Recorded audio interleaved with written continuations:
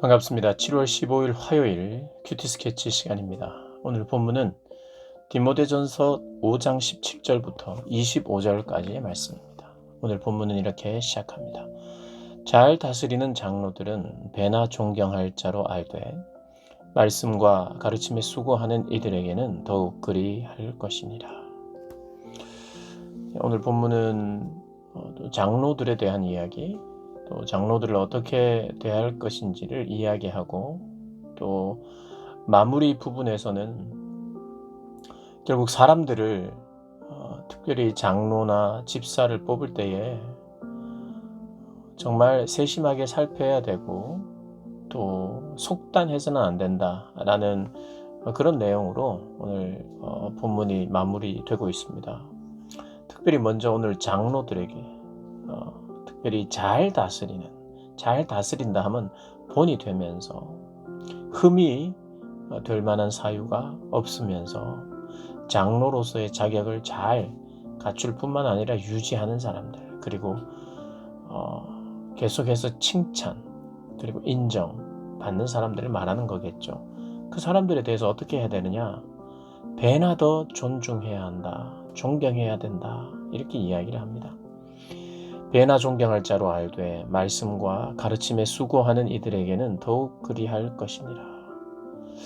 어떤 공동체가, 또 특별히 교회가 질서 있게 움직이기 위해서는 존경받는 사람, 인정받는 사람이 필요한데 자연스럽게 인정을 받고 존경을 받는 일이 분명히 있습니다.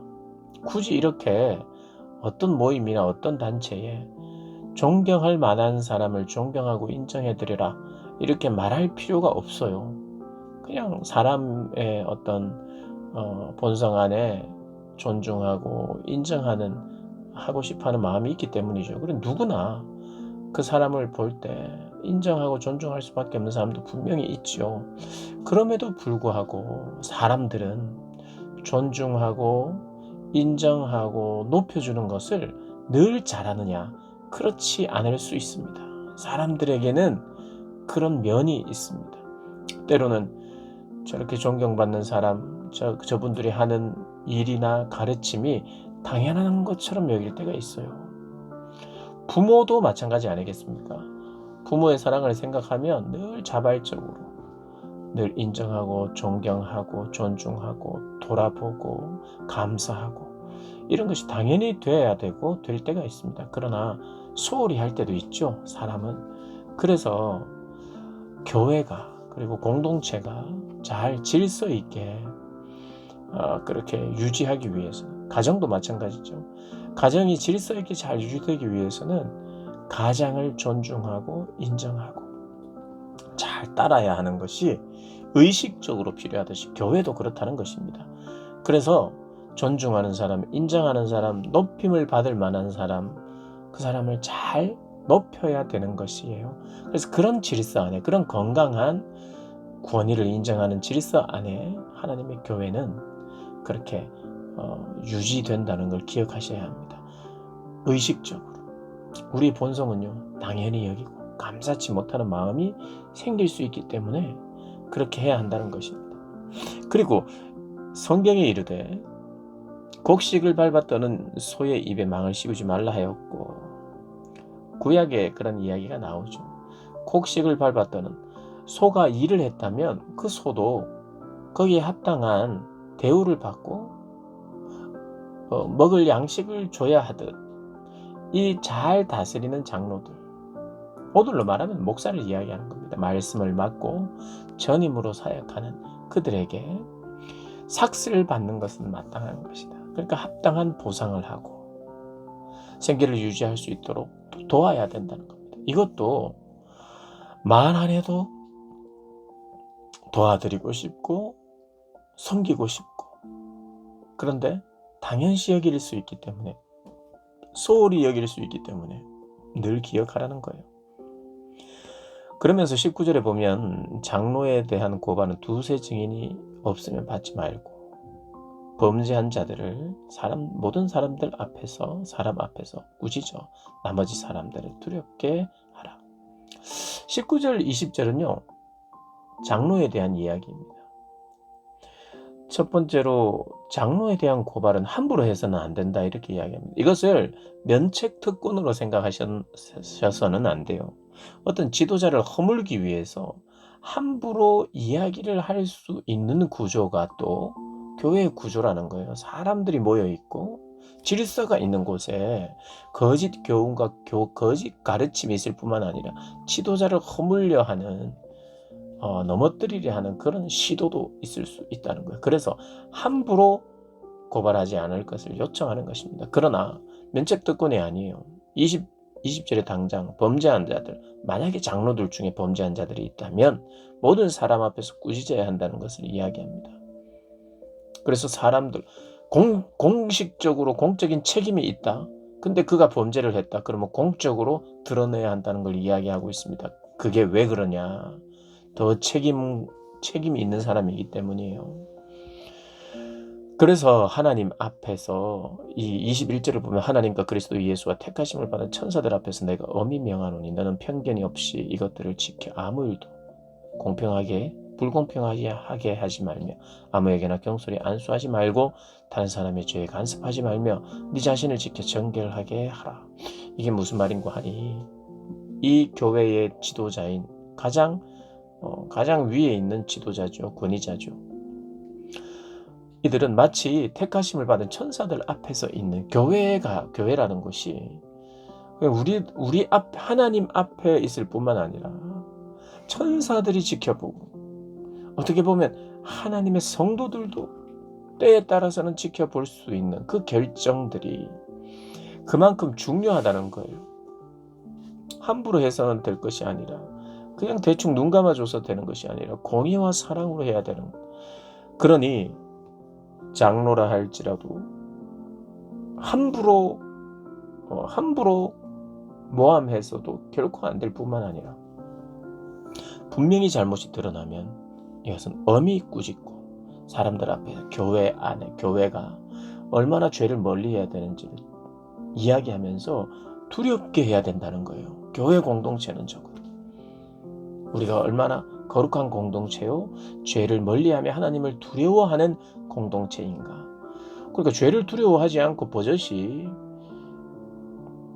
뭔가를 된 채 행사를 하고 있다면 그것은 하나님을 만홀히 여기는 것이죠. 두려워하지 않는 것이죠.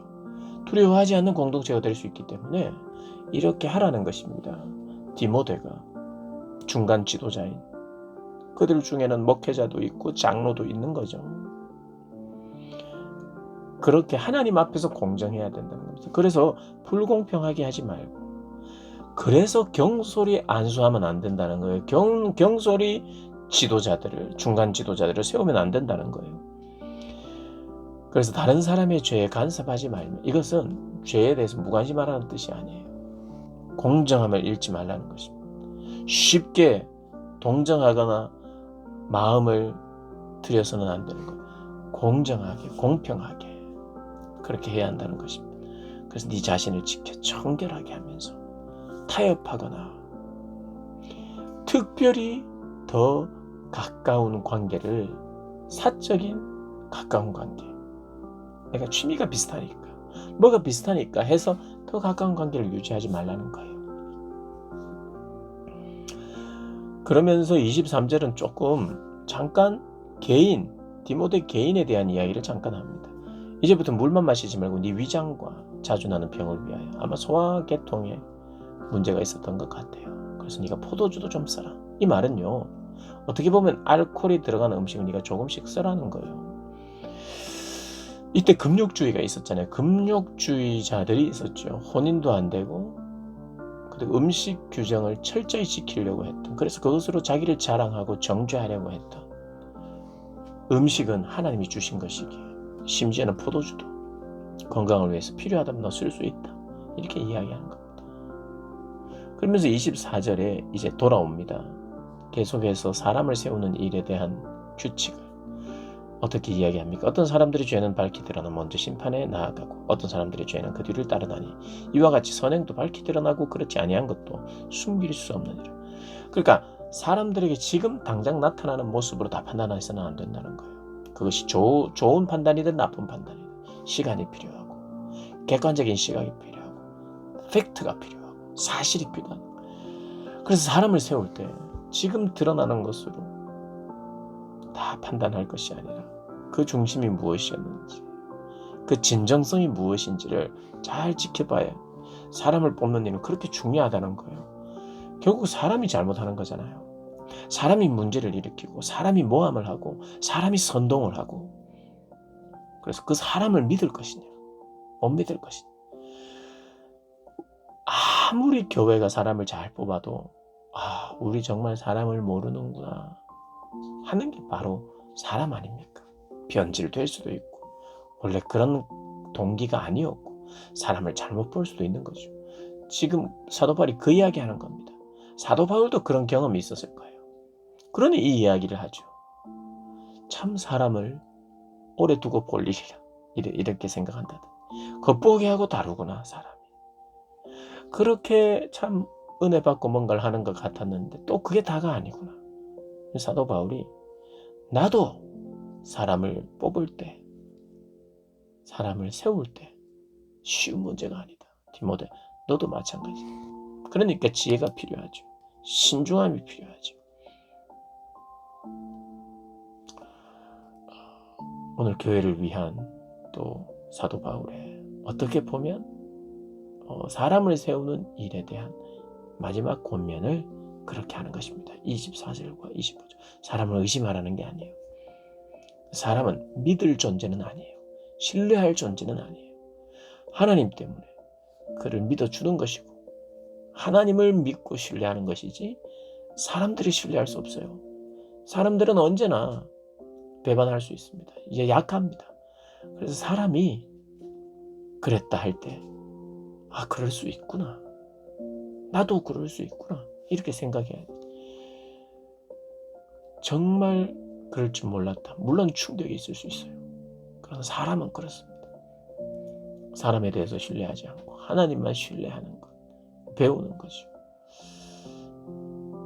그렇게 하나님만 신뢰하며 그러나 그럼에도 불구하고 하나님 때문에 사람의 변화를 기대하며 그런 아름다운 모습을 유지할 것을 기대하며 그렇게 살아가는 신앙생활하는 저와 여러분 되시길 주님의 이름으로 축복합니다.